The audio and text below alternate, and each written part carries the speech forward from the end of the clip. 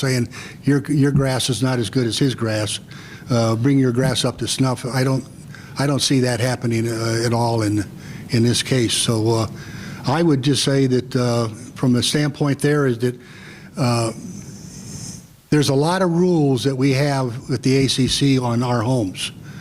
Some of them I don't like because you know, and I'll give you an example, and I'll tell you why I think that. Okay, is trees.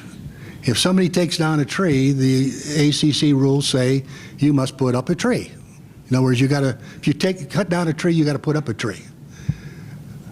In my opinion, and this is me thinking, okay, if that rule is good for a member of this organization, it should be good for a member of, it should be good enough for the club.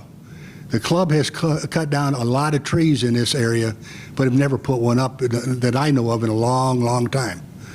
So I don't want to have a police state in that standpoint. So I hope that the neighbors that you've got are good neighbors. If not, you can report them. They will, then the ACC will take care of it.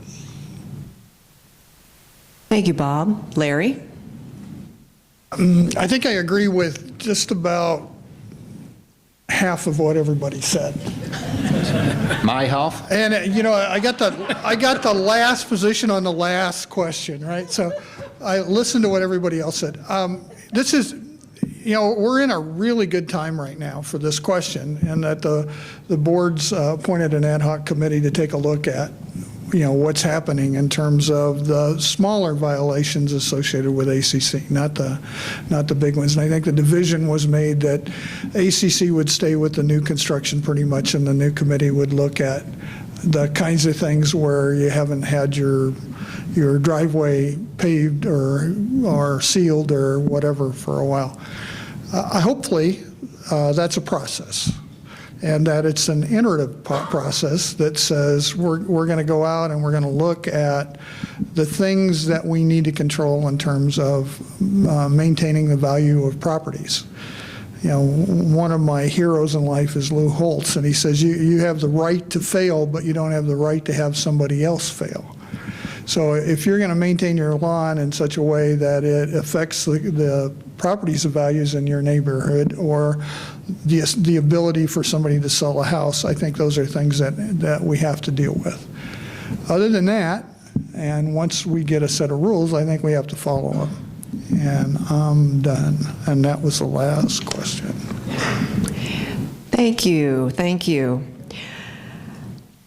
We're going to move into a time where our candidates are going to be making their closing remarks. They're each going to have 2 minutes to do that. I have no idea who I'm going to start with. Let's see. Before we do that, I do want to remind everyone that the committee will be sending a list of all the questions to the board so that they will have that available. And so, closing remarks. Who would like to go first? I'll go first. I don't care. Okay, Ralph's hand went up first, so Ralph gets to go first. And so you have 2 minutes to make your closing remarks. Thank you. Now, being a candidate for the board isn't new for me on here. It's new in this area, but I've done this before. I like to think that I've been fair. I've listened to everybody, although I have to admit, if I get some ridiculous comments, I do have a hollow head on here. So I'm driving for this position, and I'm driving the board, whether I get on it or not, I'll drive it externally, that we listen to everybody, we address everybody, but we don't necessarily make everybody happy on that thing. And as a matter of fact, when a person comes in and it's a lone person and they've got a complaint, it's not necessary to turn the organization upside down to satisfy one person.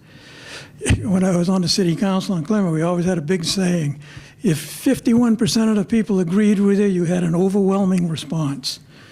And that's the way it is here, is that if I get 3 people to complain, I'll listen, but unless it's something to do with health and safety, I probably am not going to kill myself. If I get a committee coming in or if I get